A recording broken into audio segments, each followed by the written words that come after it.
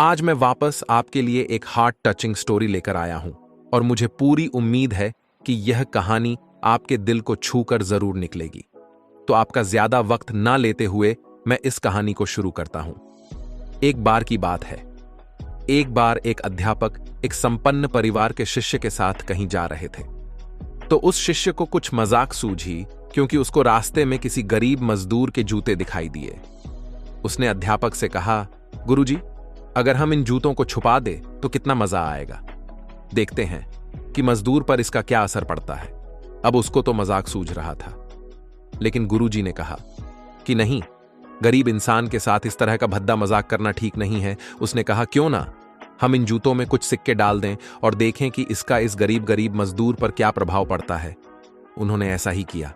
जैसे ही मजदूर अपना काम करके लौटा और उसने एक पांव अपने जूते में डाला तो उसको कुछ कठोर सा महसूस हुआ। उसने अंदर हाथ डाला तो उसको कुछ सिक्के दिखाई दिए। वह थोड़ा आश्चर्य में पड़ गया। आसपास किसी को देखा तो कोई भी दिखाई नहीं दिया। वापस उसने दूसरा पैर अपने जूते में डाला और वापस उसको उसमें कुछ सिक्के दिखाई दिए। अब दोनों जूतों के सिक्कों को उसने अपने हाथों में रखा और प्रभु की तरफ इशारा किया।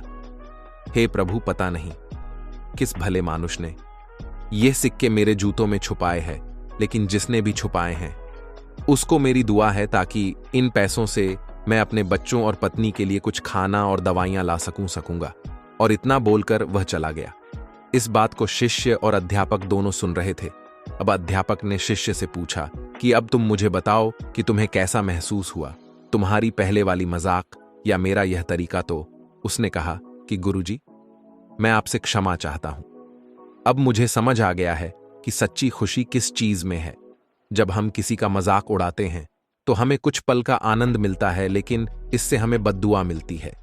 लेकिन अगर हम किसी कठिन परिस्थिति में मदद करते हैं और अध्ययन भी करते हैं तो यह भी नहीं पता कि हम उसकी मदद करते हैं, लेकिन अंदर ही अंदर हमें पता चलता है कि हम उस इंसान की मदद करते हैं। यही सच्ची खंदूशी है। जब हम लेखकों को खंदूशी देते हैं तो हमें सच्ची खंदूशी मिलती है।